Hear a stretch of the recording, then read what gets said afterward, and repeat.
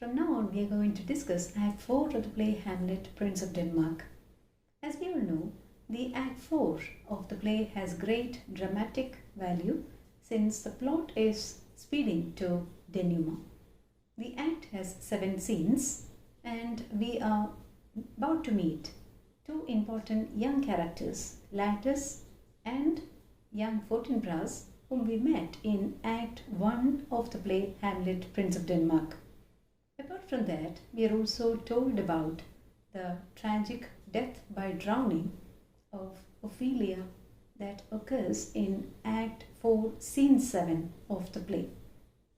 The playwright reveals the complexities and the character progressions of the important characters with greater detail in Act 4 of the play.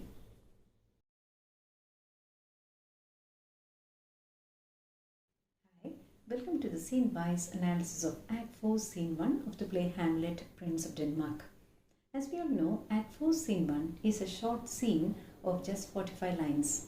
And as the scene opens, we have the royal couple and the two companions of Hamlet, Rosencrantz and Guildenstern, present together. And the scene opens with a very intimate conversation between King Claudius and Queen Gertrude. Claudius: there is matter in these sighs, these profound heaves. You must translate. It is fit we understand them. Where is your son? So these lines are a clear indication of the anxiety of the king. He is anxious because he is eager to know what went on between the mother and son on the previous night, particularly because he could not get a gist of the meeting through Polonius, because he got murdered on the previous night and he could not meet him. So he is anxious to know what happened between Prince Hamlet and Queen Gertrude. The scene also reveals the scheming nature of King Claudius, as he is very much particular that the two friends are not there when they are making this private conversation. So he is purposefully asking them to leave their private space as they continue with their private talk. Now we find the nature of Gertrude also revealed, the dubious nature of the queen, and even though on the previous night she promised to turn over a new leaf to Hamlet, she has forgotten all her promises and she is just revealing the volatile expressions and the mad frenzy of Hamlet and the way he murdered Polonius and dragged his body the moment he killed him to King Claudius. And when King Claudius listened to these words of Queen Gertrude, he is just got moved by the description that he calls the murder as a heavy deed. And he is so much filled with disgust towards Prince Hamlet that he is calling the young man this mad young man. So that is the expression that is made by King Claudius when he heard about the murder of Polonius.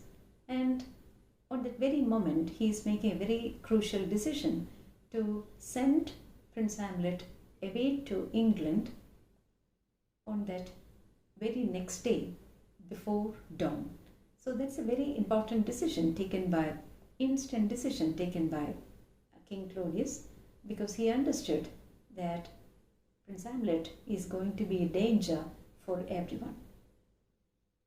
As their private discussion gets over, we find King Claudius is ushering Rosencrantz and Guildenstern once again back to their midst, and he is revealing for the first time about the gruesome murder of Polonius that took place on the previous night, committed by Prince Hamlet.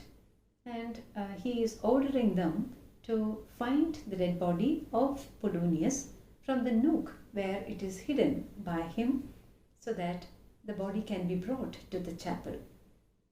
As the two friends leave them, we find the royal couple, we find King Claudius is requesting his wife to join him as they join for a meeting with the wisest of his friends in order to find a way out, or to get a conclusion, or to get a possible solution for the problem that has befallen them.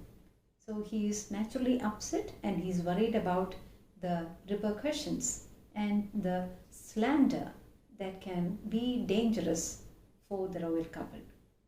The scene ends with the words uttered by King Claudius, which is a clear reflection of his frenzied state of mind. "Oh, come away. My soul is full of discord and dismay." So the lines are reminiscent of the frenzied expressions of Macbeth when he undergoes a similar kind of problem in his life. In Act 3, Macbeth also utters lines very similar to these lines when he says to his lady, when he speaks to his wife, "Oh, full of scorpions is my heart, dear wife." So the lines are reminiscent of the poignant lines uttered by Macbeth.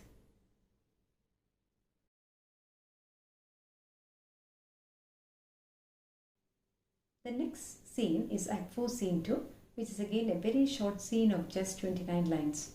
And the important characters are Prince Hamlet, Rosencrantz, and Guildenstern. And the scene is the direct continuation of the previous scene, where we found the two friends given an official mission to find the dead body of Polonius. And they're all set to fulfill the royal mission, which is offered to them, and they are questioning Prince Hamlet to know where he has hidden the dead body of Polonius. And we find in the scene Prince Hamlet is becoming very, very outspoken and vehement in his expressions, and he is expressing his anger and his disgust towards his sycophantish friends Rosencrantz and Guildenstern. And he had already expressed that neatly and clearly in the previous scene, towards the end of the play within the play scene, scene 2 of Act 3, we found he is telling the two friends very clearly that you can call me what instrument you will, though you may fret me, you cannot play upon me. So he is making very clear that even though you can fret me, you can annoy me, you cannot play upon me. So that is the same tone that he keeps in his conversation, and he is trying to tell them in clear terms that they cannot play upon him anymore.